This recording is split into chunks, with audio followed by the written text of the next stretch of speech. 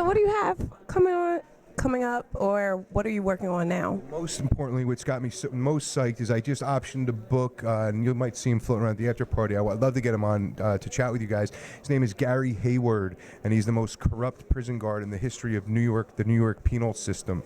Gary was the godfather of Rikers Island. He had that shit locked down, selling weed, selling coke, prepaid cell phones, and then he organized and pimped out the female prison guards.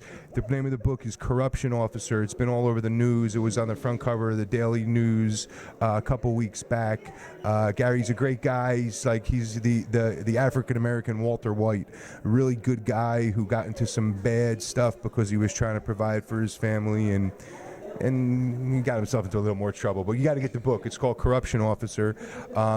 He was the godfather of Rikers for 8 years. He got clipped. Spent 2 years in prison where he had his come to Jesus moment. He wrote his book. Now he's a janitor in the New York public housing projects, and we just optioned the book, and we're gonna blow this shit up. Corruption Officer. It's gonna be the real deal. So you optioned the book. Are you going to turn that into a film as well, possibly? We are right now. We're considering turning it into either a feature or a TV series because, like I said, he is the African American Walter White. So if we turn it into a script, I'm going to write the script. If it's a TV series, we're going to go out and find some folks who got a little bit more experience in the TV space because I've never really beat out a couple seasons of a TV series yet. But we're going to try to make that decision here in the next couple weeks. How we want to move forward. So we got a bunch of people reading the book and talking to some other producers who we're going to partner with, and we should know. My goal is by like July to have everything locked down and be moving full steam ahead with either getting a pilot produced or getting a feature financed and rocking and rolling while I'm writing the script. I think that's kind of cool how most of your projects are based on actual stories.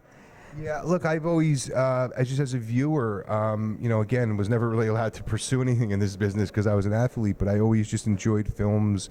For whatever reason, it just kind of meant something else to me. It meant a little bit more to me, I should say, that it was based on a true story. So I've optioned another book that's called No Paved Road to Freedom, which is also a true story that's like Breaking Bad meets Shawshank Redemption. It's a true story of a guy named Cornel Delano who escaped communist Romania at the end of World War II. If you liked Unbroken, this is right up there. You're going to love it. I'm writing that script as we speak now. Wow. So that's a much bigger movie. I'm going to need a studio, so if anybody's out there, give me a shout. You heard it here first. So what advice would you give to anyone who possibly wanted to get into writing? Because it seems like your road isn't one that's normally taken. No. Right. So what would you say for people? Because it's kind of like you've got this real I touched my dream moment. So, like, how would you put that into a brief summary? Wipe the sweat off my forehead first, but thank you. Yeah, right? I feel good. So, I just actually sang. I tried to sing on camera. That's awful.